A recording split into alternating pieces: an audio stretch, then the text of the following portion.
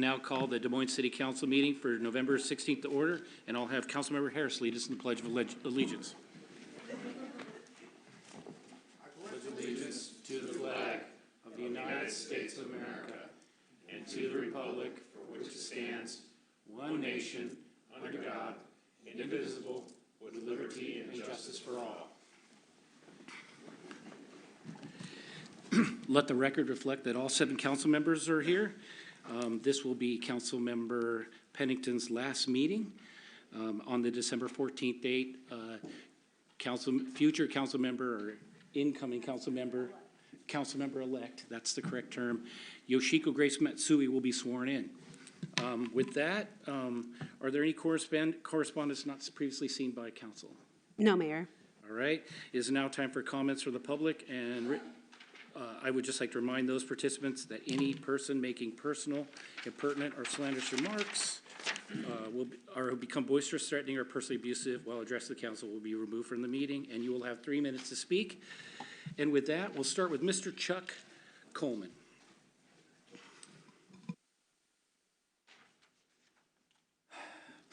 Good evening, Mayor, Deputy Mayor, City Council, Interim City Manager, and staff. For the record, Chuck Coleman, Redondo Beach Drive South. Speaking to you tonight, representing approximately 200 members of the Redondo Community Association. When I retired 2 years ago, I had what I have come to realize as an ARPA moment. My once regular paycheck was suddenly reduced to a Social Security check. My wife, who's smarter than I am, and said maybe we should take a hard look at our budget and we cannot continue to spend more than we make. Once we started looking at the budget, we realized that there were items that we were spending money on that probably didn't need to. In fact, we were spending money on things that, well, because we just always had done it, we continued to do it, like streaming fees, remote start on our car, cable box in my workshop, etc. Individually, all small expenses and easy to give excuses to keep, but collectively are huge. Human nature to avoid change, I guess. So this got me thinking that although it's important to know where our sources of income are, it's also just as important to know why we're spending on things that we may not need. Where am I going with this story? Last Thursday, there was discussion on creating a finance committee. We support that 100%, but it needs to be accomplished correctly.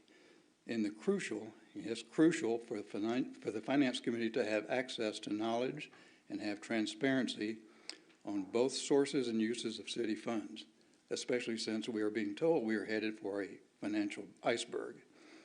The Finance Committee needs to be given authority to practice tough love, and we also stress to the city to form the Finance Committee immediately, because if we need to take evasive action, it takes time to steer a big ship away from disaster. Thank you very much. Thank you, Mr. Coleman. Moving on to Mr. Scott Wilkins. You threw me for a sec on that one. I knew that was going to happen. Thank you, Mayor, Deputy Mayor, Council, City Manager. Scott Wilkins with Des Moines Marina. I just have some invites. On December 6th, we'll have our Marina Tenant Appreciation Party down at the Marina, down on the docks from 6 to 8. We'll be dockside in guest moorage, and we would just like to invite all of you to come join us. So I'll give these to Tara. Thank you. Moving on to Mr. Jim Lampriello. Did I say that even closely to right? Okay. You have the floor, sir. All right. Thank you. First off, I'd just like to thank you all for your dedication to the city.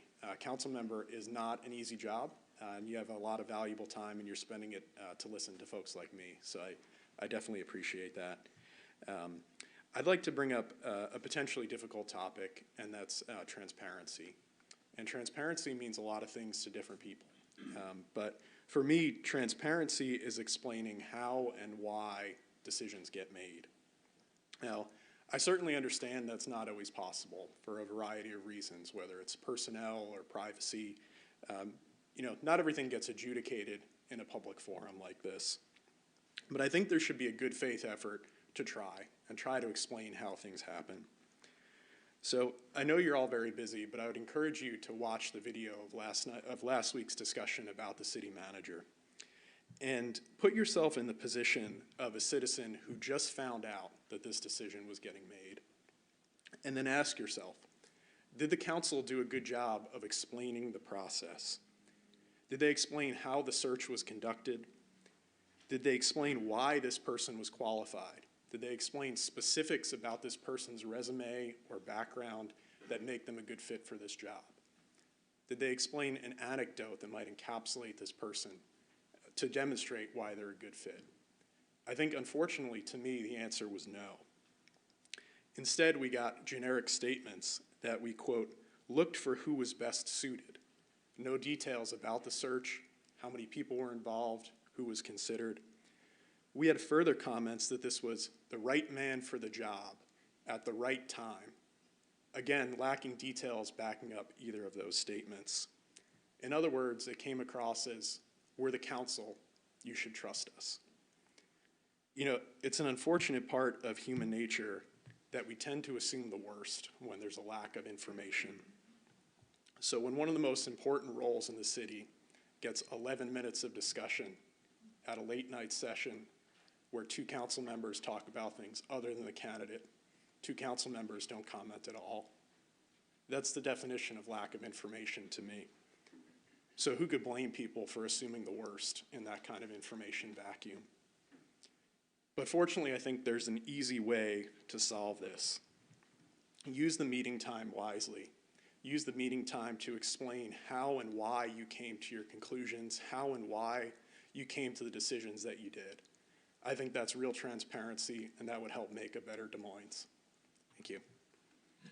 Thank you, sir. Just real quick clarification.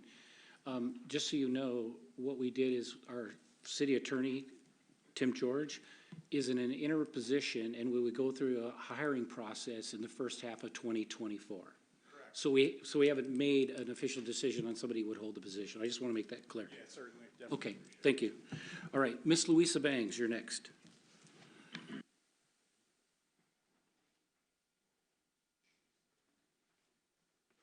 Good evening, Mayor, Deputy Mayor, Council, Interim City Manager, and staff.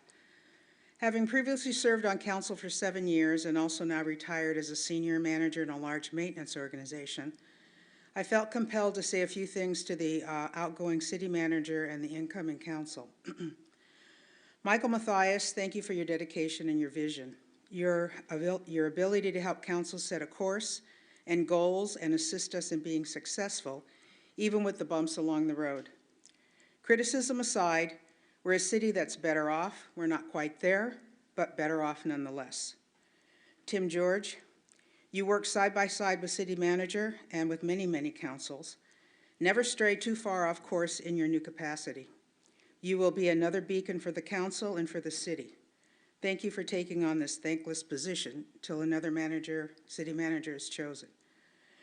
Now to council, new or not. Nothing is as it seems. Do your homework. Ask questions and do research. This is not a time to be a remedial learner. Council work is serious business, and being educated is just one part of the job. Learn it. Use complete and succinct sentences when asking questions and giving your opinion. Many of us don't want to read between the lines. Whether we voted for you or not, you swore your obligation to the state, county, city in which you represent and live. Do the right thing by us all and not a few. Be honest. Stop using catchphrases and using social media to legislate. You look less like a serious council member and more like a, well, fill in the lines. Be respectful and courteous of staff. You need each other, and especially need each other to move forward. But trust me, you'll need staff more than they're going to need you. Integrity, honesty, trust, and connecting to and with us will be invaluable. Get out of your own head and learn to be well-educated leaders and sincere collaborators on council, with staff and with us. Thank you. Thank you, Ms. Bangs. Moving on to Mr. Bill Linscott.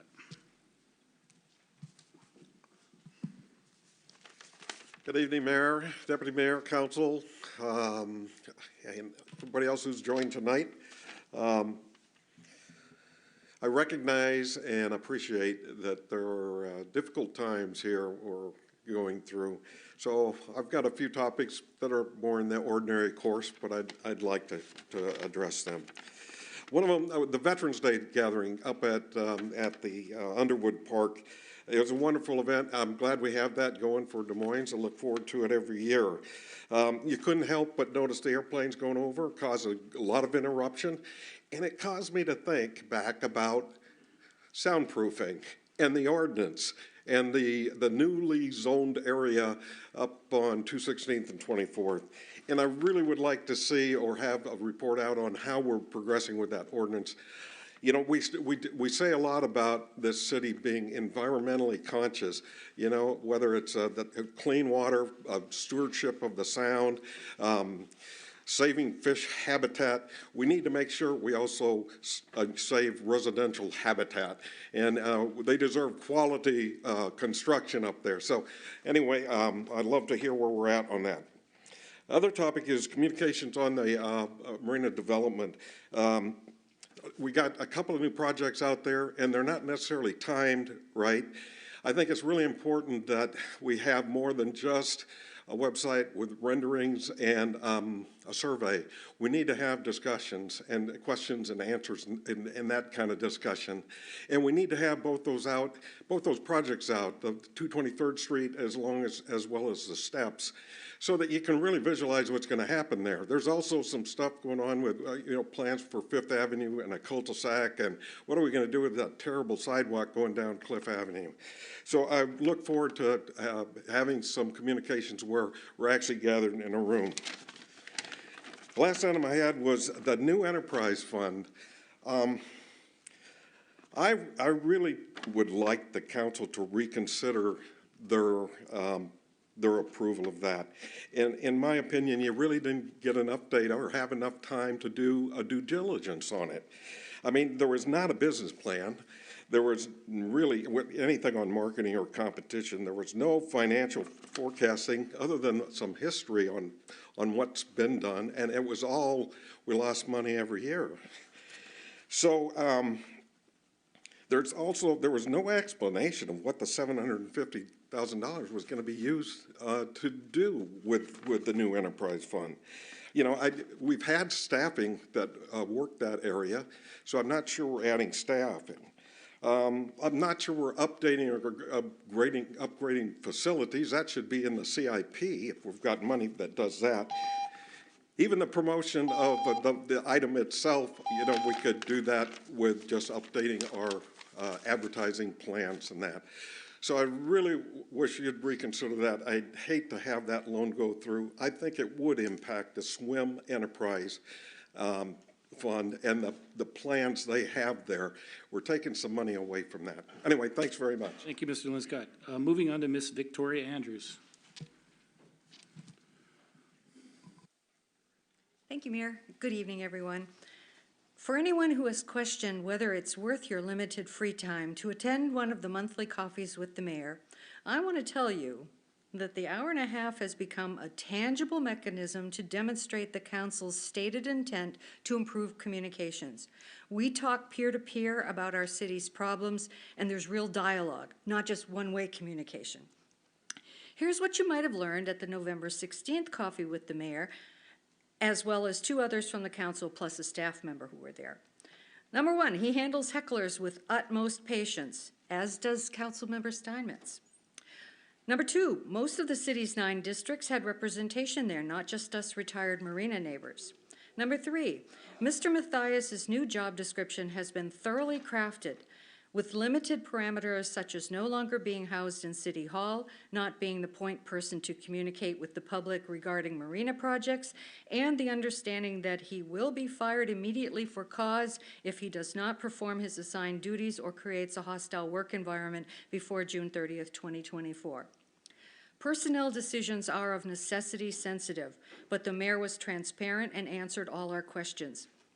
Casual conversations among council members had apparently been going on for a while regarding the need for a change in leadership. Deputy Mayor Buxton wanted to be sure we understood that nothing egregious precipitated the council's action. Hopefully, the compromise reached gives a 70% win to all parties, Mayor Mahoney stated. A 12-month severance is still a tough financial pill to swallow, but it's better than an 18-month severance.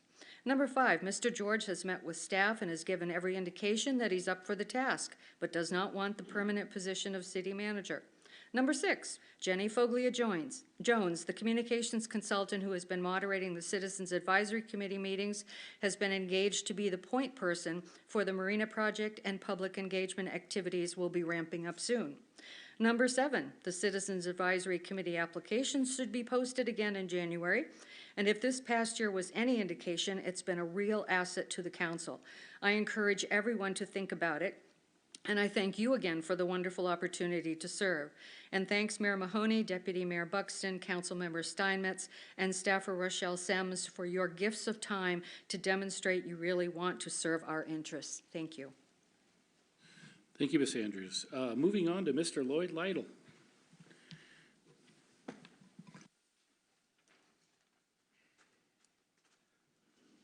Thank you, Mayor Mahoney, members of the council.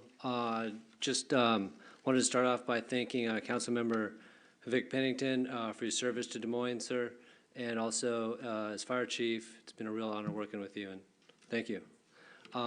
Yes.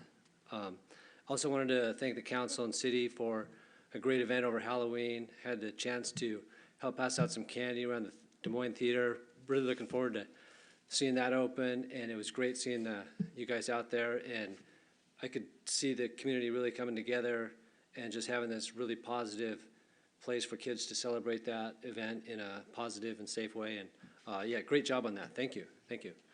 And I also just wanted to touch a little on the Masonic home revitalization. Been working with some members of the community on. A lot of members of the public emailed you guys recently just to show that support is out there from the public.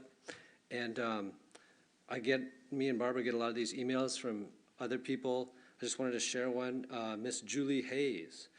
She gave me permission to share this. My grandfather, Richard Hayes, immigrated to the U.S. in 1920 from Liverpool, England, after serving in World War I. He landed in Old Town, Tacoma, and set up a woodworking shop there. He was a masonry expert and master woodcarver. He built the fireplaces, the mantels, both brick and wood, and most of the specialty woodwork throughout the old Masonic home in Des Moines. I would hate to see the work destroyed, broken apart, or sold for architectural salvage. He served in World War I and later in World War II, both times for the United Front. One of his daughters, my Aunt Norma, is listed as the first American woman killed in the Battle of the Atlantic, World War II. She may actually be the first American killed in World War II.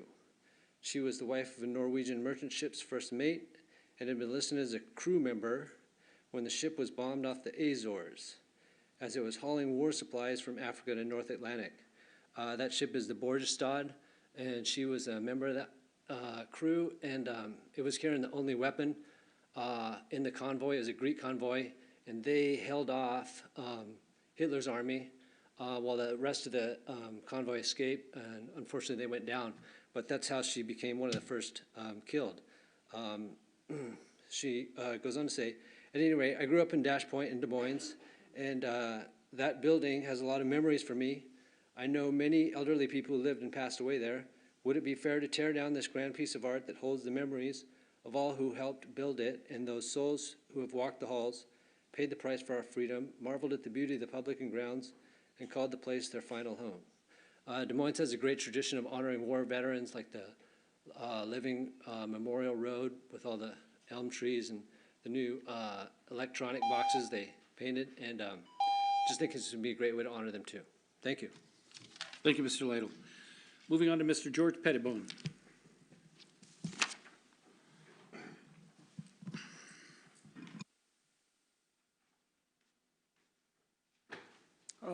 Good evening to all of you. It's another lovely day in Seattle. Kind of an impressive sunshine thing up in the sky. I wasn't sure it was still November. So anyway, as I mentioned last week, the land use application is a critical document that needs to be looked at very carefully And the response to all of the questions is abnormally absent. There is a reason why the land use application wants to know what you plan to do with it. The words are very self-explanatory. So land use application for the Masonic home is an appropriate document to understand the lack of understanding of what in the world the guy plans to do in the building. Site, he has 27 acres, but we don't know if he's gonna pave it over 40% or 20% or 17%. We don't know how many roads, driveways, sidewalks, turnarounds, roofs, buildings, giant buildings, and somehow, magically, the building height on the opportunity to build within the zoning for this particular area has been increased in 2019 from something in the neighborhood of 4 or 5 stories up to 85 feet tall. I have no recollection as a 30-year resident of this town of anybody asking me, what is your opinion of changing the zoning to be 85-foot tall buildings? Can't imagine who wants such a big building on an area next to a 5-story convalescent center for old people, the Judson Park next door. It could be an indication that somebody magically changed this one little zoning thing. The Highline College, this city hall, and the couple of 3 or 4 retirement homes in this town have the same zoning.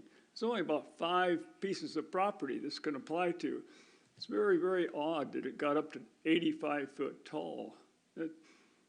Matter of fact, I can't think of another building in little old Des Moines that's 85 foot tall, let alone a hospital for old people.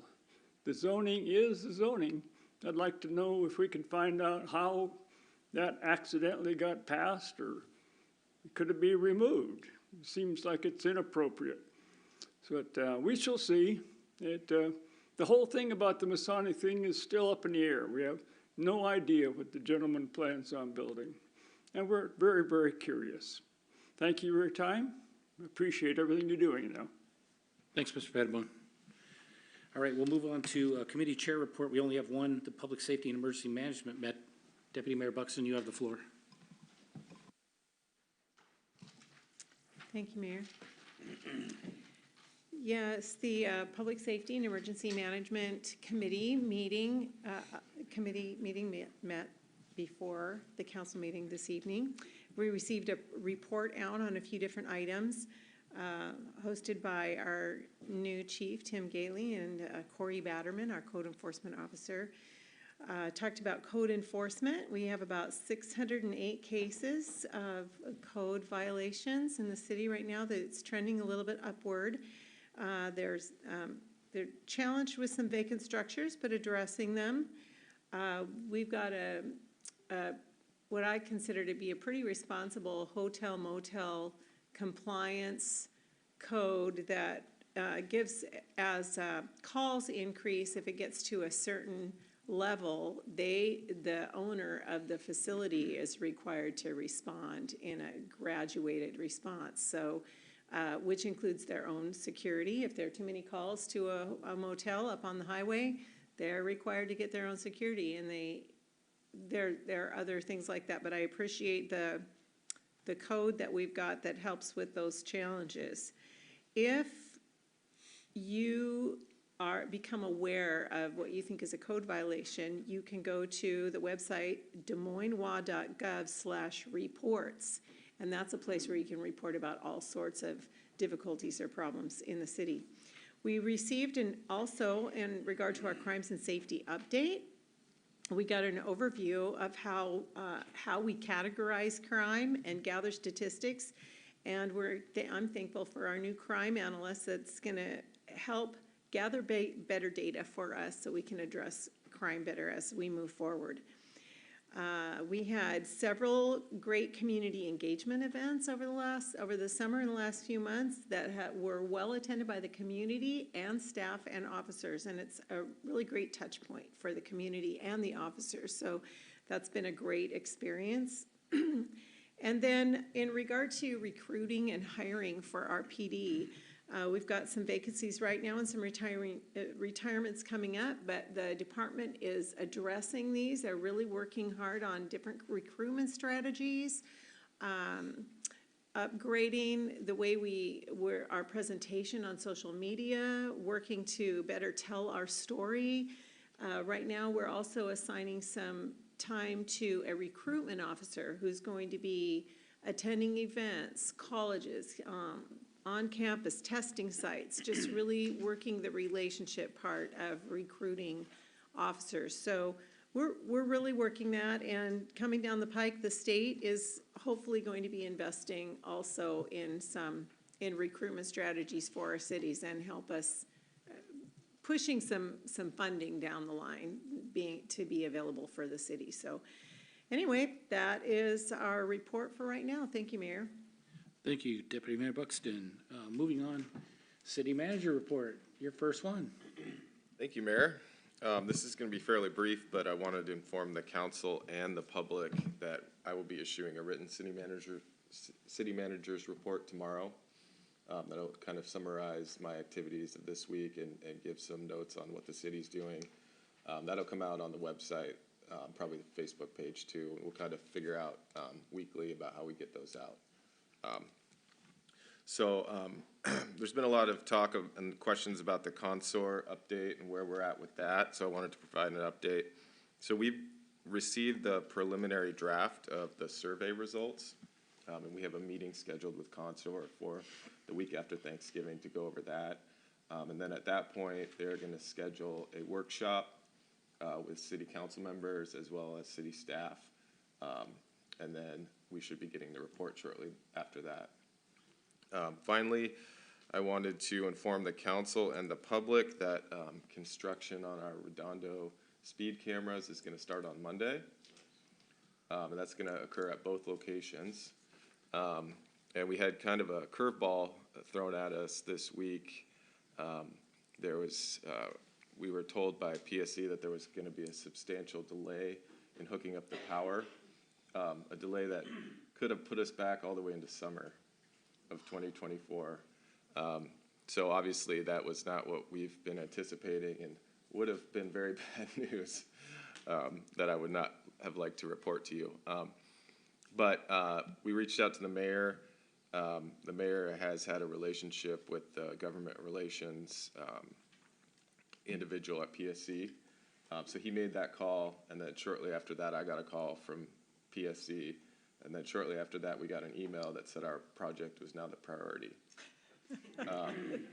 So I want to thank the mayor for his involvement. It's not something we ask often, but this is something that we've involved PSC in for a long time, and they knew our schedule. And so, to make sure we're getting that done on schedule. So, we're very hopeful that these are live around the end of the year. Then we're going to have that 30-day warning period, and then they will go live with the infraction. So that's my update. Thank you. Thank you. Will the city clerk please read the consent agenda? Item 1, consultant contract amendment number 5, Joe Dusenberry. Item 2, consultant contract amendment number 13, Grant Fredericks. Item 3, Barnes Creek Trail, South 240th Street, 16th Avenue South to 20th Avenue South, design and right-of-way services agreement, and that concludes the consent calendar, Mayor. Is there a motion, Councilmember Nutting? I move to approve the consent calendar as read. Do I have a second? Second. Second. Is there any council member that wishes to pull an item? Councilmember Harris? Yes, items 2 and 3, please. Okay. Councilmember Steinmetz? Make it complete, item 1. Okay. We have no items on the consent agenda to approve. So let's open the box with, let's start with just in order, if you don't mind. Item 1, I think we need to start with a motion first before we go into discussion. Is that correct? Yeah, we could have a motion. Okay, so let's go ahead and get the motion on the table.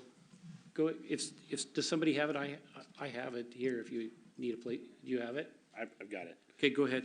I move to approve the 5th contract amendment with Joe Dusenberry in the amount not to exceed $30,000 for the management consultant services. And I have a second. Second. Okay, a second from Deputy Mayor Buxton, and then I'm going to turn the floor over to you, Councilmember Steinmetz. Yeah, thanks. I just had a question on something that I don't quite understand, and I don't see any insurance requirements in this, or an indemnification agreement, or anything like that. What protects the city if Mr. Dusenberry is hired or is hurt on the job, and what was the consideration in not having that included? May have to. I can answer that. So we just put the wrong attachment in here. So I'm looking at the attachments right now. It says the Fifth Amendment. So our original contract with Mr. Dusenberry would have all that language in it. It looks like the attachment that was included was the fifth one and the first, it's the First Amendment, not the first contract. So we would have entered into a professional services contract that is, 5 to 7 page contract with everything you'd expect, everything you just mentioned. And it looks like this attachment, we put in the First Amendment instead of the actual contract. So we can track that down and send it to you. But we do have a contract that addresses that. Okay, I just want to make sure it's there before we're approving the contract. Yes. It's kind of an important piece. Yes. That was a mistake on our part. Any other discussion before we take a vote? Seeing none, all those in favor of item 1, raise your right hand. Motion passes unanimously. All right. All right, moving on to item 2, the consult contract amendment for Grant Fredericks. Could I get a motion? Councilmember Nutting. I move to approve amendment number 13, the contract with Grant Fredericks, continuing professional consulting services through December 31st, 2024, with an increase of $5,000 for 2023, bringing the total not to exceed the amount of 2023 services to $55,000 and up to $50,000 for 2024 services, and authorize the city manager to sign the contract amended substantially in the form submitted. Do I have a second? Second. Okay, I have a second from Deputy Mayor Buxton. City Manager George, you go ahead first. You wanted to input on that before we get into a conversation. Yeah, I just wanted to say I'm pleased to report we have the right contract in this one. So that's attachment 2. So attachment 2 in this one looks similar to what you would have expected, should have been in with Joe's. Right. Councilmember Hirsch, you're the one that pulled the item. You have the floor, sir. Thank you. This is more a question regarding the progress.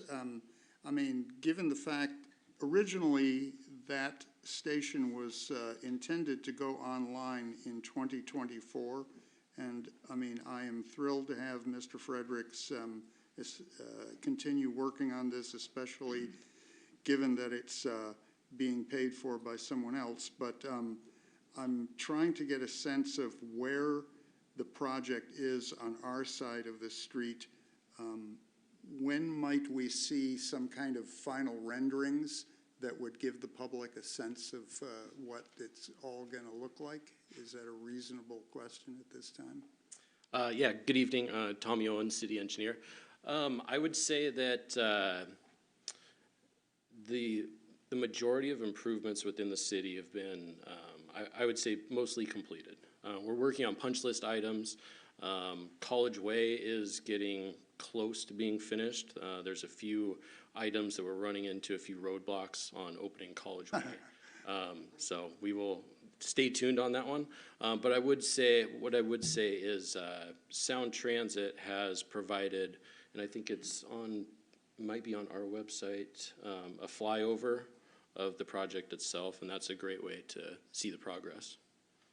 Yeah, I'm just looking for something that's going to, because now we're in a window where, we really want to start thinking, or I would prefer to start thinking about opportunities to connect, to make it a positive. It seems like, you know, this 2 years is actually an opportunity to provide some kind of positive economic development and, prepare.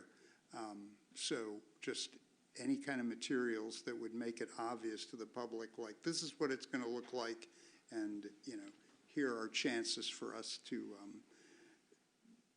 bring people to Pack Highway and to the college.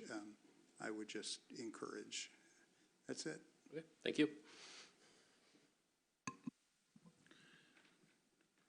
One note on the motion, in the language, it says 55,000. It is 55,000. Just want to make sure that's clarified too. Did I not read that right? No, you read it correctly. Okay. But I was in the reading and I was like, wait a minute, there's a comma misplaced here, and then I realized it wasn't. Any other discussion before I take a vote? Seeing none, all those in favor, raise your right hand. Motion passes 7-0. All right, can I get a motion on item 3? Councilmember Nutting.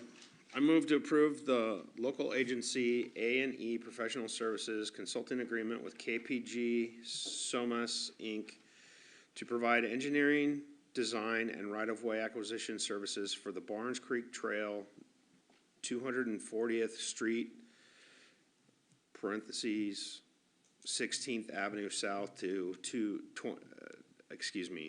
16th Avenue South to 20th Avenue South, improvement project in the amount of $659,787.58, and further authorize the city manager to sign said agreement substantially in the form as submitted. Do I have a second? Second. I had a second from Councilmember Pennington. We'll give it to him today.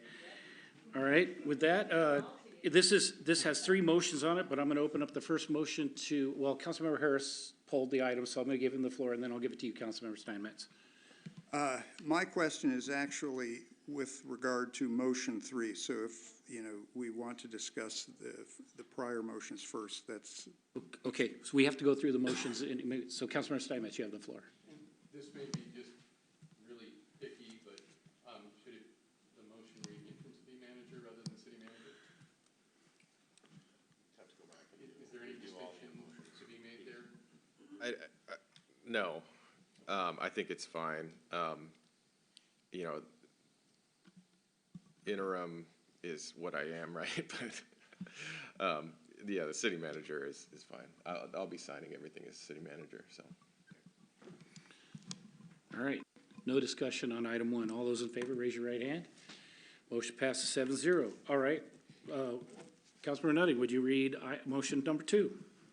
I move to accept the 2023 to 2025 Washington State legislative appropriation for the Barnes Creek Trail, South 240th Street, parentheses, 16th Avenue South to 20th Avenue South, improvement project in the amount of $3,500,000, and authorize the city manager to sign the local program state funding agreement and project prospectus substantially in the form as submitted. Second. I have a second from Councilmember Pennington again. All right, Councilmember Harris, do you want to discuss this, or any discussion before we go, since you pulled the item? No? Okay. All those in favor of motion 2, raise your right hand. Motion passes 7-0. All right. Councilmember Nutting. Move to direct staff to have all the existing overhead utilities relocated airily as needed for construction of the Barnes Creek Trail, South 240th Street, in parentheses, 16th Avenue South to 20th Avenue South. Improvements project waiving the requirement for undergrounding of the utilities in accordance with DMMC 12-25, 12.25.110. Second for Councilmember Pennington. Councilmember Harris, you have the floor. I want to thank Councilmember Nutting. That was a long way to go to get to my question, which basically is, will anything ever get undergrounded again? And that's not merely being snippy. It's like, is there an administrative cost Because, you know, as a practical matter, I can't think of a time we have undergrounded. We always do this override thing, at least since I've been on the council. So is there any admin cost for doing these overrides? And should we just essentially just punt and revise the code to not, to just, you know, do what's practical? You understand what I'm saying here? Yes, so one project that we did go underground on is the gateway projects. So 216th, as well as, I believe, 24th north of 216th. I believe that's underground. One thing to keep in mind with 240th in this instance is we have identified $650,000. We've budgeted that for potentially going underground. We are just entering the design phase of this project, so we just don't know what that cost will be at this time. And another important thing to keep in mind is there's currently transmission lines on 240th, and those would stay overhead regardless. So you're always going to have poles on 240th. No, I'm not suggesting, you know, you guys aren't, you know, trying. I'm just saying it just seems to be more the exception that proves the rule, and I'm just, is it added effort for the staff to, you know, should the default button be not undergrounding, and if we find a way to do it, great. Would that be easier as just a practice going forward, is what I'm trying to get to. Well, yeah, I think the preferred methodology is always to underground. It's just a cost, right? Yeah, right. I'm just, you know, I'm not trying to be argumentative. I'm just like, if it's something that is not realistic, except in special cases, is it better to simply plan on not undergrounding if that's closer to real world practice, let's say 5 years out? I don't know, I'm just, my practical question is it extra work for you to prepare these documents to do this override thing? Would it be easier for your staff to just assume you're not going to have to underground these things?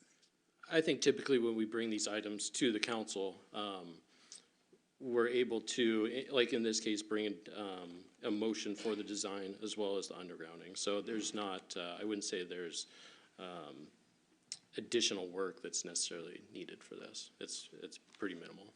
But in this case, and this is my last thing, but there is still a possibility maybe of undergrounding a portion of it? This is simply giving you the Yes. leave to, in case that doesn't work out. Right, if we can work this into the budget, we would like to underground this corridor. That makes me very happy. Thank you. Councilmember Oxiger. Yes. Are we also waiving this provision for private developers? No. So we're holding the public to a standard that we're not adhering to?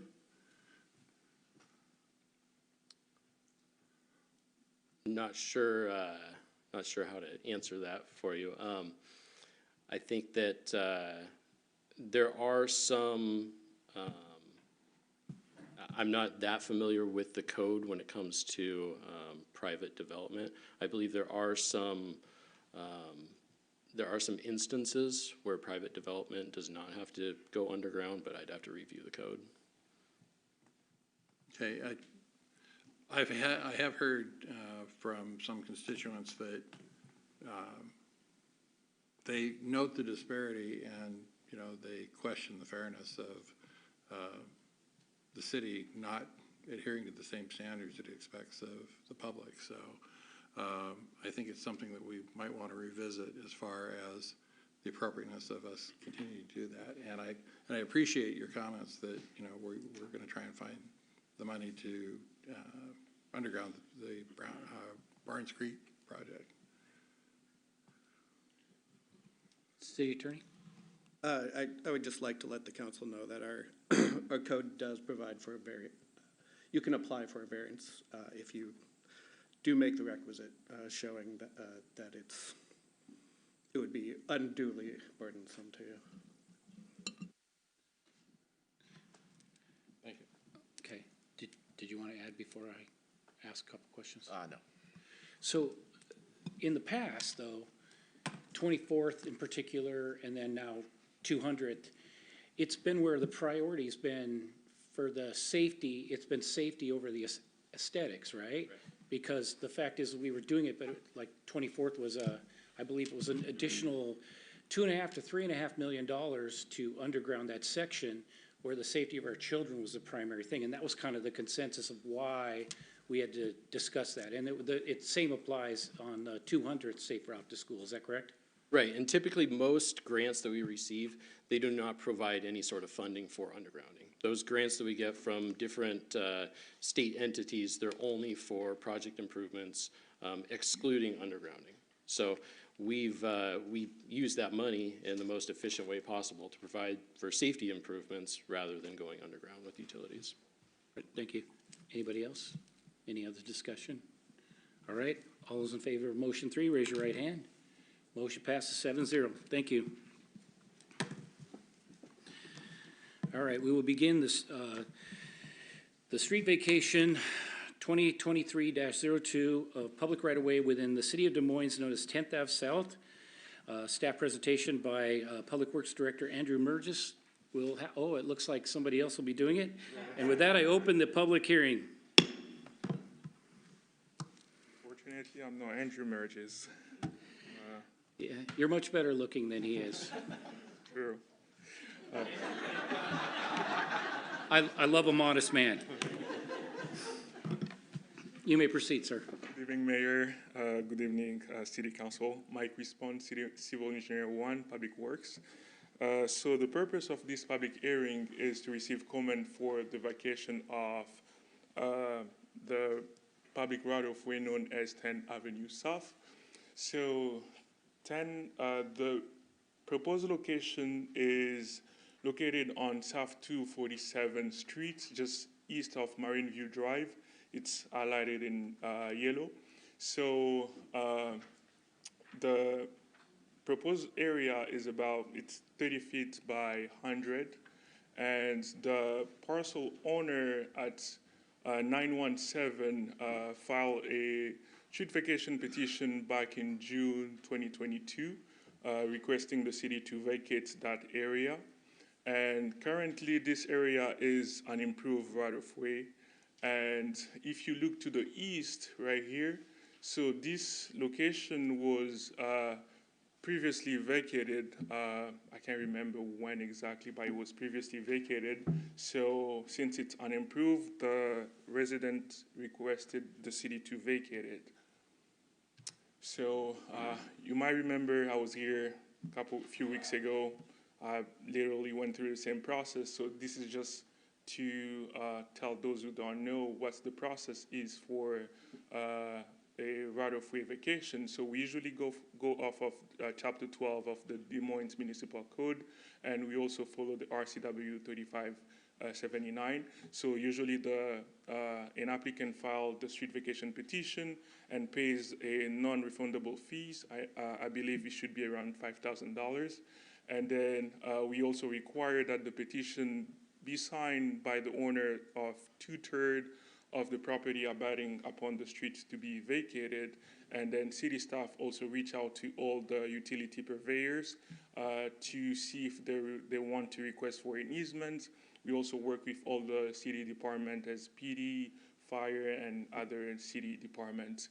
And if any utilities wants to request for an easement, we do coordinate that. And then once we have all the required documents, we bring it up to the Public Works Director, who either approves or denies the vacation petition. And if approved, a public hearing date is set within 60 days of the resolution. So in this case, I've mentioned that this area is unimproved. So it's classified as Class C. And also no public funds were expended in acquisition of the right-of-way.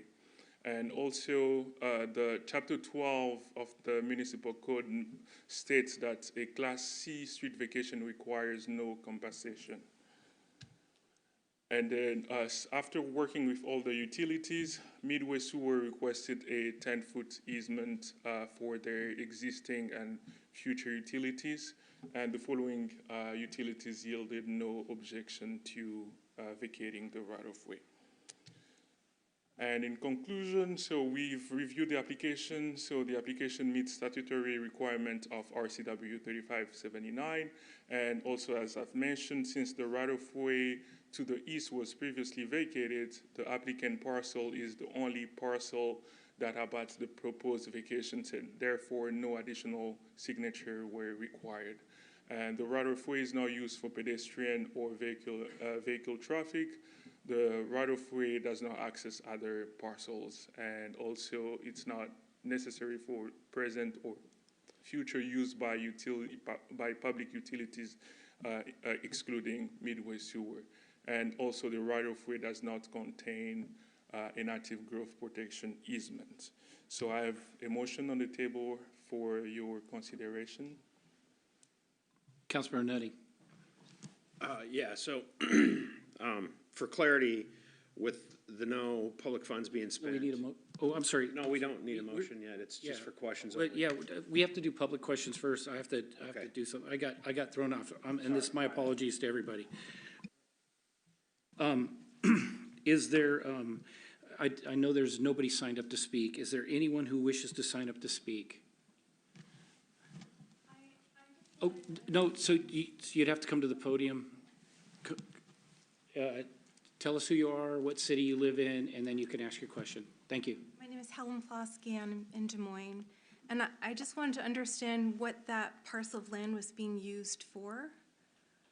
What is it being changed? It's being changed from public land to private land?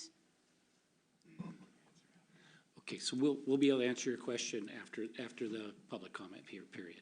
Oh, okay. Okay. All right, thank you. Is there anyone else that wishes to speak?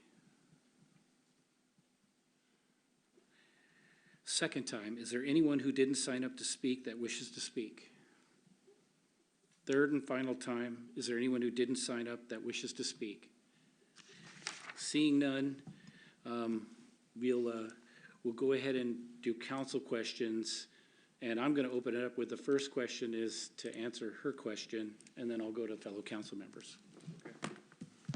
Yeah, so I'll go back to the map real quick. So once we vacate that area, so it now belongs to, after recording the documents, so this area will then belong to the property owner at 917 as shown on the map. And if you're asking what is going to be developed there, I know we are currently reviewing a single family residence application. Someone wants to build a single family home there. Yeah. And if I could just add one more thing. So the city doesn't really own that. We have an easement for transportation purposes. And if you see on that map, we don't need to build a road there. So that's the basis for recommending the vacation, which essentially extinguishes the easement for transportation purposes. And then the property, the owner that owns the land underneath would be able to build on it as they needed to. And before, it was just an empty lot space that nobody was using? Okay. All right, any other questions? Councilmember Nutty. Two questions. This was considered a road easement prior to Des Moines being a city. It was King County. Correct? Most likely. That's my question. It was a King County, so we had nothing to do with it. Yeah, most of the streets were platted here before we became a city. Okay. It was reference to the railroad, actually, of days of old. Okay. And then second of all, it would have been on the owner of 917 to pay for any kind of survey or anything to make sure that the property lines were properly met.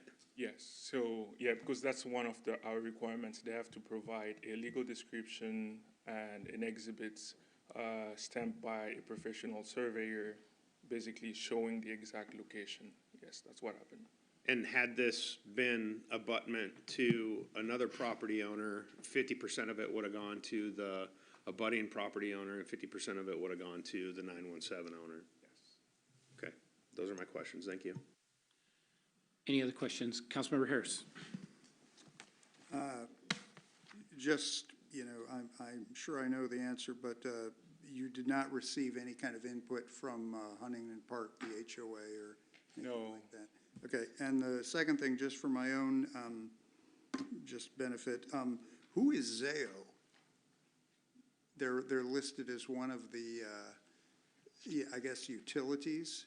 I mean, is that I'm just curious because they're like fiber providers and stuff, and that come into being. And Yeah, they're a telecommunications company. They have a franchise agreement with the city. Okay. To operate here. I think they provide a lot of kind of the infrastructure, and then they lease it out to providers. Okay, but they're not something like end users, you know, would interact with. I don't believe so. Thank you. That's it. Is there any other questions? Seeing none, I will close the public hearing. Is there a motion? Councilmember Nutting. I move to enact draft ordinance number 23-074, approving the vacation of the public right-of-way known as 10th Avenue South, located within the city of Des Moines, and more specifically identified and legally described in draft ordinance number 23-074. Second. I have a second from Councilmember Pennington. Any discussion? Seeing none, we'll go ahead and take a vote. All those in favor of the motion, raise your right hand, and the motion passes 7-0. Thank you. All right, we'll move on to new business. This is the time for sole purpose of proposing new business items that have not previously been before council for discussion on a future agenda. This is not a time for questions about old business. Council members can submit questions or seek updates on previously discussed business to the city manager at any time. Do any council members have new business they would like to propose? Councilmember Steinmetz. Yes, I have two motions, but we probably can take them separately. I move to reconsider at our next meeting, item number 2 from the November 9, 2023 council meeting, approving the draft ordinance 23-055 to establish the events and facilities rental fund. I voted in favor of it at the time, and I'm asking you to reconsider that. Okay. What's that? Yeah, could I get a second? Yeah, got a second from Councilman Roxiger. All right, did you want to talk about this, council or city manager, before I get into it any further? Okay, Councilmember Steinmetz, you have the floor. Just talk about the motion. You know, I was skeptical of this fund, and we had a meeting on it, and I was persuaded that maybe we can make this work. And over the weekend, we met with a number of people, both at Anchor Coffee and then Monday night at Coffee with the mayor.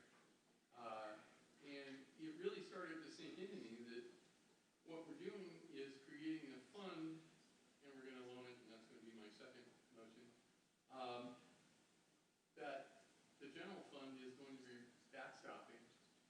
And it's going to be backstopping it right at the time when we've got some other structural issues to do. And I just don't think it makes any sense right now to set up a fund without a clear picture of what it's going to look like, how it's going to make money, how it's going to pay back the obligations that might be there. And as a consequence, I'm not willing to do that at this time, and therefore I'm moving to reconsider. Any other discussion? Councilmember Harris. Well, Mr. Friend's excellent presentation. I would support this motion. We have this newfangled accounting software that provides for project coding, and given, you know, it's a certain amount of work for staff and so on, but we can get to making it we can get very good reporting on the basically a P&L, profit and loss, on the on our events in a much with a lot more ease going forward. And it would be really good, A, to do the analysis first, but also we can get to a lot of the cost-benefit analysis a lot faster without even the enterprise fund, simply by using the new software that we have. Yeah, by all means. And I thank Councilmember Steinmetz for giving it a second look. Really quick, just be sure to turn on your mic. I had 13 text. My phone lit up, so just remember that on your second motion. Deputy Mayor Buxton, you have the floor. Thank you, Mayor, and thank you, Councilmember Steinmetz, for bringing this forward. I have felt uncomfortable with this enterprise fund from the beginning, and I feel, along with a couple comments from my other colleague here, Councilmember Harris, that if it turns out we want to do it in the future and we get a little bit more black numbers on the spreadsheet, that would make me feel more comfortable putting the effort forth to reorganize and create this. And I think that we do have the ability to see good numbers as we move forward. So it's not that I think it's a terrible idea. I just am, along with my colleague, not comfortable with it right now. Thank you. I like the idea of the enterprise fund, but I'm also reasonable. I want to see in the meeting, as it translates over, what it will do to our reserve line in the general fund. And I'm willing to look at that at the next meeting to make that decision one way or another. So I'll support your motion on this as well. Any other discussion? I'll save Councilor my Nutting? comments for the next meeting. I do want to make a few comments. I think it's going to have some serious implications for our public safety and what their asks are. Since I've been on council for the last 10 years, I've never stated that, our business as a city and our rentals should be paying for themselves, and we're constantly subsidizing them. We are under market with our fees, and we continue to be booked out throughout the years because of that. And by making an enterprise fund and forcing them to do some serious look at their fee schedule, we can roll it back in 4 years. Actually, 3 years is what this is. The subsidies from the swim is. So, unfortunately, I'm not going to be voting to support this. I think the enterprise fund was the way to go. Okay, I got Councilmember Harris for your second time, and then did I see Councilmember Pennington? Yeah. Okay, go ahead. Well, I would just say I share Councilmember Nutting's concerns, but I would suggest that the analogy is a bit like the marina, where we were really giving away things.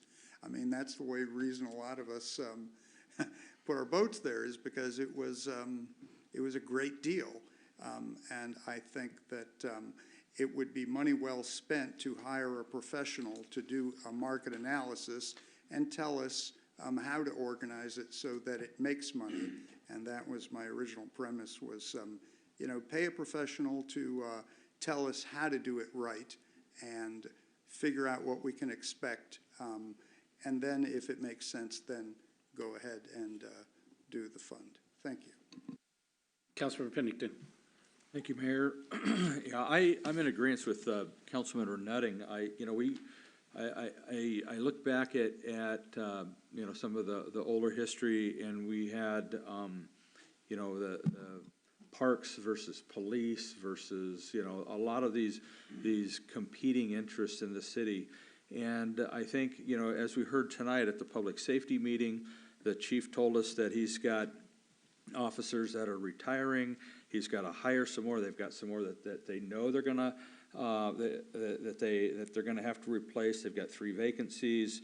The ability for us to participate in regional teams because of the size of our department. While we're a small department and we do a lot, but when we lose a couple of numbers, the ability for us to participate regionally goes down. The ability for us to do some of the extra things that our folks have become accustomed to receiving in terms of police responses and programs are all impacted.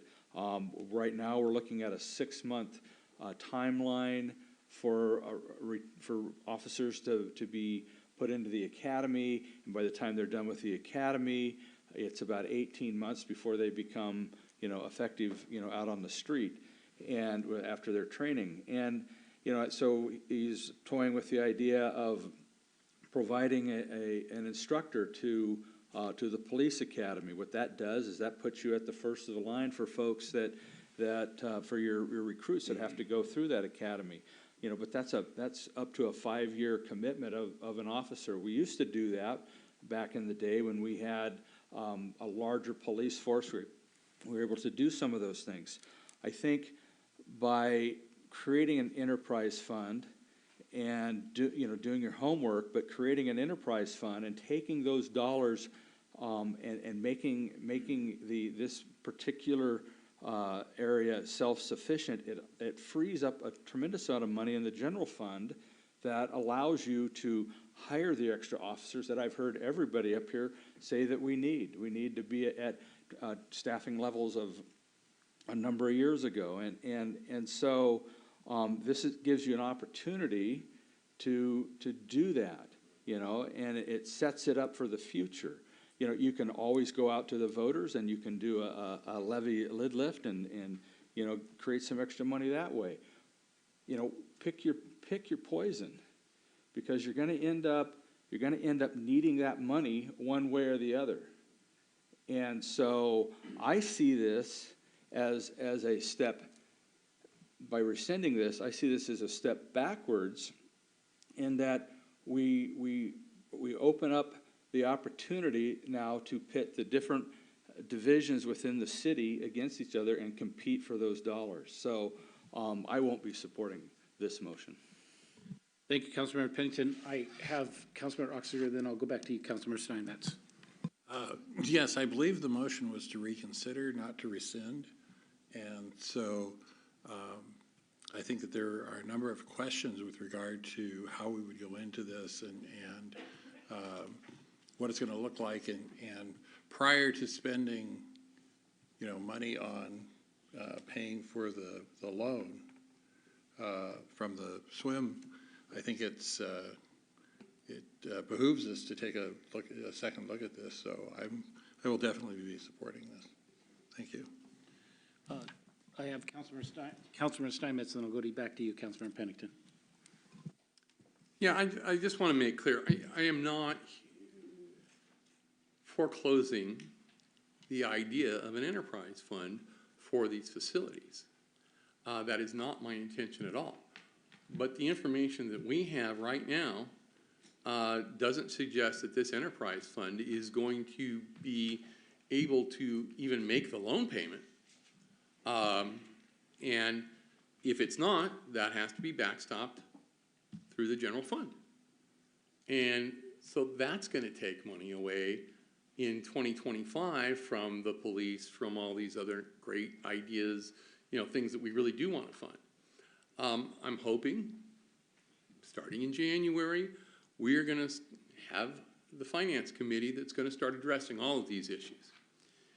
If, as part of that process, it appears that we have some good data that suggests that, in fact, an enterprise fund can pay for itself and do it in a reasonable fashion in a reasonable amount of time, so that we're not taking money out of the general fund for other goods and services that the cities provide, then we can bring it back up and talk about it. And that may be a good way to go, because conceptually, it's not a terrible idea. It's a pretty good idea, but we're not there yet. And frankly, it was a little half-baked, and it's just not ripe. So let's get it baked and ripe and ready to go. Councilmember Pennington, your second time, sir. Okay, so I think that we've authorized staff. We're going to put some funding behind this. I think we've authorized staff to do the research that you're asking for, and we find that is something that will be successful. Then you move forward with it. If they, because you have an unfunded mandate. If you're putting this, if you take this away and then go, hey, go do all this work, So we're creating a situation that's no different than when the state of Washington changes something and says, hey, now you got to do this, and it's unfunded. So fund the mandate, do the work. If the results of that come back and say, this is not a good idea, you have the authority to undo that. And so fund the mandate, do the homework, and proceed if it makes sense. And if it doesn't make sense, then you make that decision then. That's all. Point of order, and not to sound snippy, but I believe the rule is that, you get 3 assents and then the item. It's actually 2, and that was a second as I called it out. Well, right, but we have, So 3 people. we're at the point where unless there's anybody new in discussion that hasn't had a first or second time, I'll call for a vote. Seeing none, all those in favor of the recommendation to move this to the next meeting on December 14th, raise your right hand. And then I have Councilmember Harris, Councilmember Steinmetz, Deputy Mayor Buxton, Councilmember Oxiger, and myself. All those opposed, I have Councilmember Pennington and Councilmember Nutting. So that motion passes 5-2. Councilmember Steinmetz, you said you had 2. Yes, I have a second motion. I move to consider at our next meeting, item 4 from the November 2023 council meeting, approving the interfund loan to support the establishment of the events and facilities rental fund. Do I have a second? Second. Okay, Councilmember Oxiger, were you seconding? Yes. Okay. All right, so I'm going to open the floor back up to you, Councilmember Steinmetz, before we take on others. Yeah, I mean, this is the proposed funding mechanism, which is a loan. And a loan's got to be paid back. We're not funding anything. We're borrowing to do it. And at this point, it just doesn't pencil out. And we need to make sure that it can pencil out. And that's why I'm proposing to reconsider the loan as well as creating the enterprise fund. Real quick question of practical. I saw your mic was on. Could you guys hear him? Or is it maybe, I was wondering if there might be a malfunction. Okay, great. Thank you. People were contacting me saying that they couldn't hear, so I wanted to make sure they could. I just didn't know if maybe your mic was malfunctioning. All right, I'm sorry to break the story, but I want to make sure that everybody can hear the communication. Yeah, it appears so. Any other discussion on this second motion? I mean, it's kind of tied to the second. Like I said, I'm just going to add the thing. I'm willing to look at the numbers both ways before I make this determination, so that's why I'll support it. But I like the enterprise fund idea. Anyway, okay, all those in favor, any other discussion before I call for a vote? Seeing none, all those in favor of the motion, raise your right hand. Councilmember Harris, Councilmember Steinmetz, Deputy Mayor Buxton, Councilmember Oxiger, and myself. All those opposed, Councilmember Pennington and Councilmember Nutting, and that motion passes 5-2. Is there any other new business? Seeing none, we'll go into board and committee reports. And I'm going to move on to Councilmember Harris. Thank you. I attended the Des Moines Memorial Drive Preservation Association, the Living Road of Remembrance group, their Veterans Day celebration. It's always, they have a brass band, and I would very much like the city. I would like our city, their group, Hillgrove Cemetery, the historical societies. It would just be lovely if we could all integrate. I think there's an opportunity, you're going to hear in a second, there's an opportunity really to create an integrated historical tourism deal throughout this Highline corridor. That really is the story of the area going back 150 years at least, and it would be nice if we could leverage all of these organizations. The Port of Seattle had a land stewardship event, and they talked about they're trying, to provide more environmental grants and more tree replacements, but funny thing about that, the Des Moines Creek Business Park West will not be applicable. That will be subject to the city's tree replacement and SEPA rules with the developer Panettone. So I would suggest that the members of the public that care about tree canopy, which is in decline in the city of Des Moines, keep an eye out for our land examiner and any hearings on that property. This is a big deal because basically, you know, you try to do this 3-to-1 tree replacement, but if you think about it, once you remove the trees and you put out the asphalt, you've taken the available land where you can put trees, you know, you've like shrunk it down to this tiny amount, okay? So even if you do 3-to-1 or whatever, you literally don't have a place to put the trees. And the original notion with the port going back to the 70s was to provide tree replacement across the entire flight path, 272nd to Beacon Hill, and somehow the discussion has to go back in that direction. I attended a King County Arts funding thing with Councilmember Up the Grove, and it's always worth noting that we're at this unique point in history now where we have people at the top levels of influence at pretty much every spot in both the state and county. I mean, Councilmember Up the Grove is chair of the council. And like the port with this environmental planning, they have just a ton of arts money set aside specifically for South King County. But frankly, people in South King County, artists, do not apply for that. The challenge they've always had is that they'll set aside $25 million and artists in Bellevue tend to apply for like 80% of it.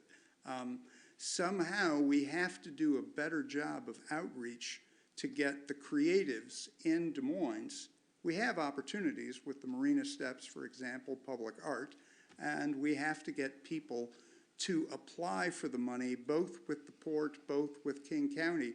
The funny thing is there's just a ton of money out there, but people are not applying for it, specifically in Des Moines, and I think that's about, yeah, that's it. Thank you. Thank you. Thank you, Councilmember Harris. Moving on to Councilmember Steinmetz. Yeah, I would, got to turn that on so you don't get any more texts. That would be bad. Text of the dais. What a terrible idea. Well, they're texting now that it's all your fault. Okay. Go ahead. You may continue. I would just like to thank everybody for a lot of birthday wishes last week, and I appreciate it very much. I, on Saturday, attended the Veterans Day celebration up at the park. Stephen G. Underwood, I'm sorry, I blanked on it. And, you know, it was a good turnout, even though it was pretty cold.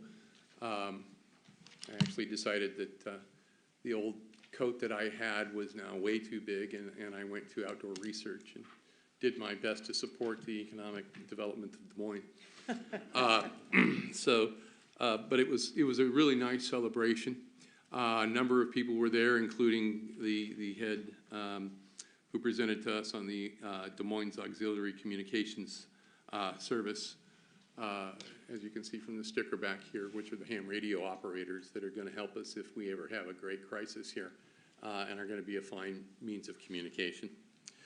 I attended coffee at Anchor Coffee with Deputy Mayor Buxton, and we heard from a number of people and got to sit down and have a discussion about, you know, what was going on in Des Moines and answer any questions that we could. What I thought was going to be a short time that would end in plenty of time for me to get to the Seahawks game.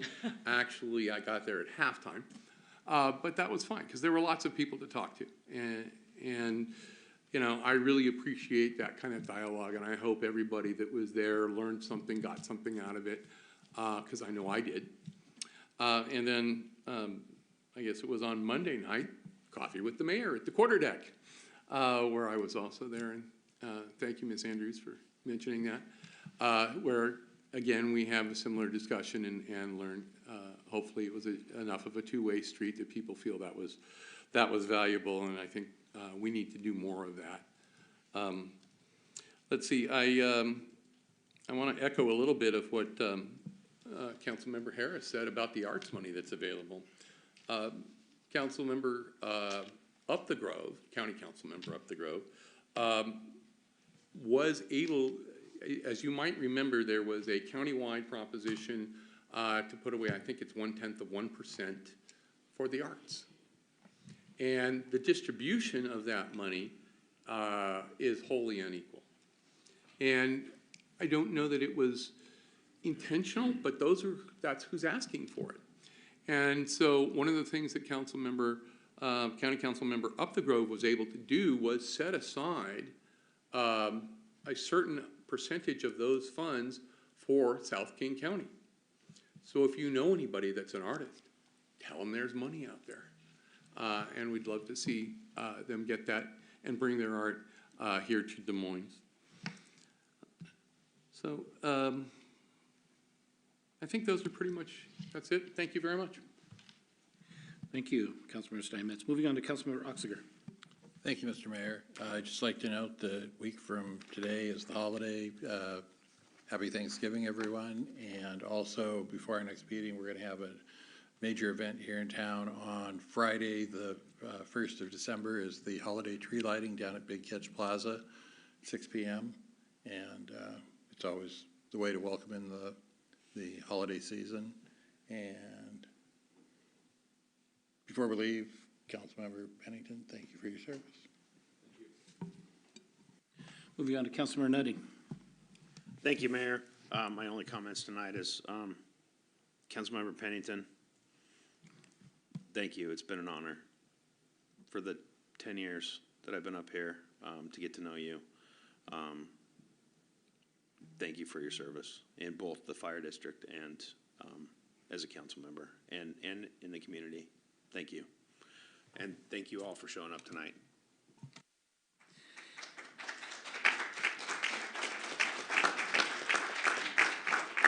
What a great applause segue into the fact that we now, Councilmember Pennington, you have the floor, sir.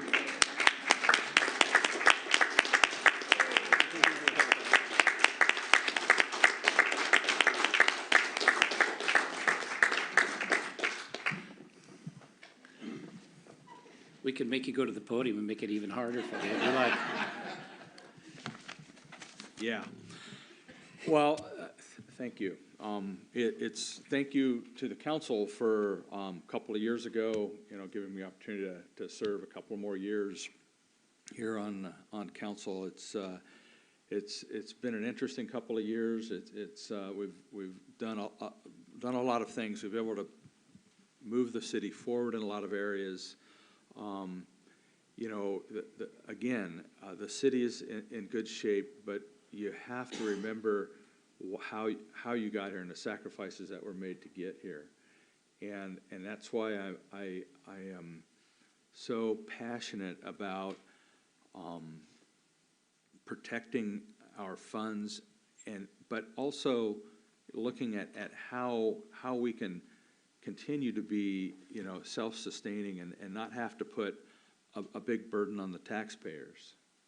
So there's ways to do that, and so keep that in mind. And if you have to go out and talk to them and have to go out and ask for monies, be crystal clear in the reasoning why, and you'll be successful.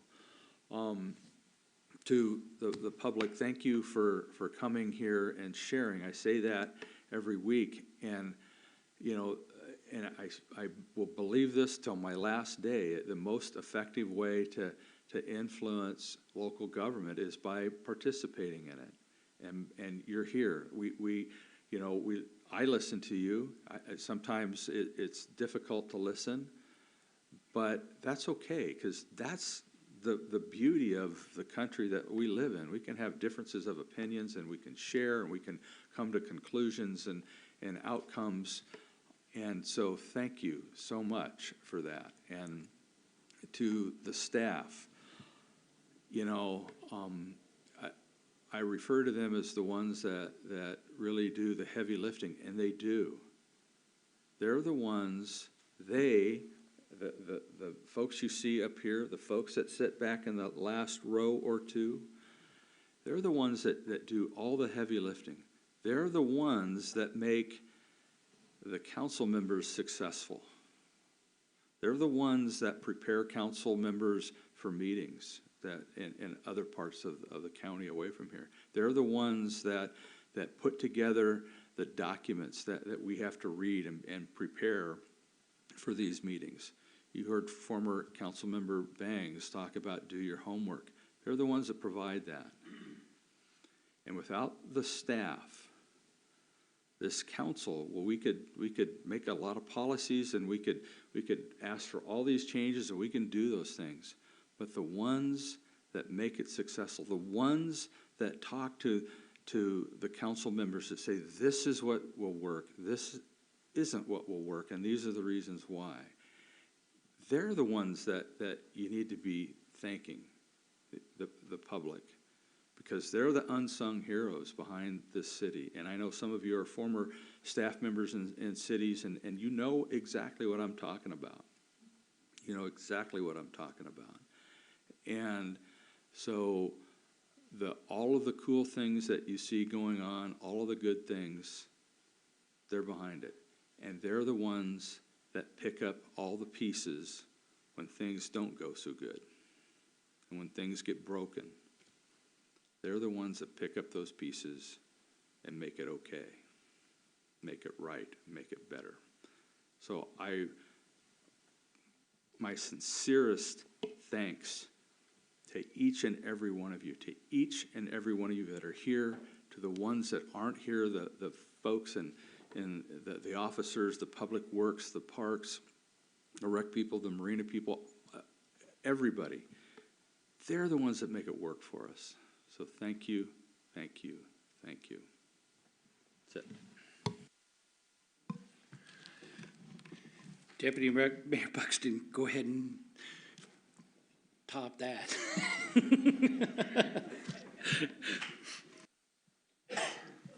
Well, I'll turn my mic on, but I won't be able to top that. So. Fair trade. Go ahead. Over the last few weeks, I've participated in over 30 engagements with colleagues, staff, and the community. Thoroughly enjoyed my community and appreciated the honor and opportunity to advocate for this community. I joined my colleagues with many of these events. The trick-or-treat path, I think, was mentioned on Halloween, but also the city had a trunk or treat the day before, and the mayor was there wearing a skirt, freezing his legs off. Mark Antony. Then another significant thing, on our Lake to Sound trail that you might have heard quite a bit about, another segment was just finished. There are just a few tiny pieces left of that, but pretty soon, when that entire thing is connected, you'll be able to get on a bicycle at the quarter deck and ride your bike all the way to Enumclaw, or all the way around Lake Washington, or even join up with the Burke-Hillman Trail. I mean, it's so cool. For Veterans Day, though, I want to mention a very special part of that trail that was just finished recently down in Pacific. For Veterans Day, they did a ribbon cutting of 3 beautiful memorials it's right where the Interurban Trail joins the Foothills Trail down in the valley right before you get to Puyallup segment there. They're gorgeous memorials, and my dad Buxton, my husband's dad, has a brick there, and so we went and visited. It's very emotional, very touching. He served in the Korean War, so that was very special to participate in that. And thank you to Leanne Geyer, the mayor down in Pacific, and their city for putting that together, and also the state for helping. Mike Pelliciotti helped get them some funding. Then Veterans Day, you heard about it already, but I do want to give a special thanks to our mayor. I mean, he I'll tell you, that guy really pours himself into these things, honoring. When he wants to honor somebody, he knows how to do it. And he makes that kind of event happen, and it wouldn't go on without him. And I'm hoping that we create a sustainable way to keep that going one of these days when he moves on to the next adventure. But special thanks to our mayor for that. Thank you. You've heard already tonight, but thank you for staying engaged, not just here, but thank you for coming and visiting us down, listening to us, asking us, being interested in what's going on in the city. So many of you turned out to be engaged this week and give us feedback in here. Thank you. Thank you for staying engaged. And last of all, Vic, I mean, it's already been said, but I'm very deeply appreciative of your support and your help, your advice. Thank you for being here. Thank you for being a fabulous colleague. I appreciate your service everywhere. Thank you, Mayor. Thank you. Well, one of the things I'm going to miss, Vic, is us all over here going, land the plane. But the truth is you have been a mentor for me personally, especially over these last couple of years, and I'm better for it. And I sincerely thank you. That's some of the times when we've had conversations about situations and other things. You've landed my plane. We'll put it that way, and I appreciate you for it. I just want you to know that. Really quick, a couple of things I did. I just wanted the council to know I attended the Genesis Project fundraiser. I was able to get the check and that we approved, and I presented it to Andy. They were touched. Got a great photo on that. I'll try to get that sent out. I think I sent it to Bonnie so she can send it out. But they were grateful. Couple things on Veterans Day. As a veteran, I always feel compelled to honor veterans. I think it's important to remember to do so. It's one of the reasons I'm excited about the bond on the triangle that comes in the north end of town. When we eventually do something there. I wanted to thank Boy Scouts Troop 361, but the message that this one was women who served. Because a lot of times us men get all the glory that we were the ones that served, but I served alongside many women, and I appreciate it. And they had a lot of additional roadblocks and so forth and stuff in a very male-dominated entity, and I saw that firsthand. I was stationed in Germany at one place that had over 35,000 soldiers, and I think only 17 of them were women. So let's put it this way, it was a very difficult world for a lot of them, but I knew a few of them, and I was impressed with how they handled themselves, and I would serve by any of them any day. Coffee with the mayor, again, I really appreciated people coming out. I like those venues. Minus a couple of people. It was a very civil conversation, and I appreciate that. And it makes me want to come. We had a North Hill Community Club, and our chief came out to that too, and that was really awesome that you came out to that group. We appreciated it. I wanted to mention Councilmember Oxiger talked about Thanksgiving and the tree lighting, but one of the things this Saturday is going to be Squidorama from 10 to 4.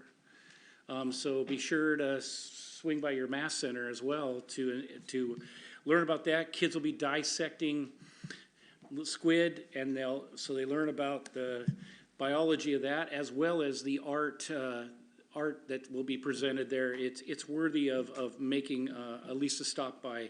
It's a wonderful thing. With that, our next meeting, Councilmember-elect Yoshiko Grace Matsui. As you saw, you'll be involved. I welcome you and the rest of the council, minus Mr. Pennington, to the December 14th council meeting. And with that, I ask for an adjournment motion. I have Councilmember Pennington. Would you like to make that motion? Okay. I'll move to adjourn. And do you want to second it too? No. Councilmember Nutting, are all those in favor? You all have a great evening and a better weekend and a happy Thanksgiving. Thank you.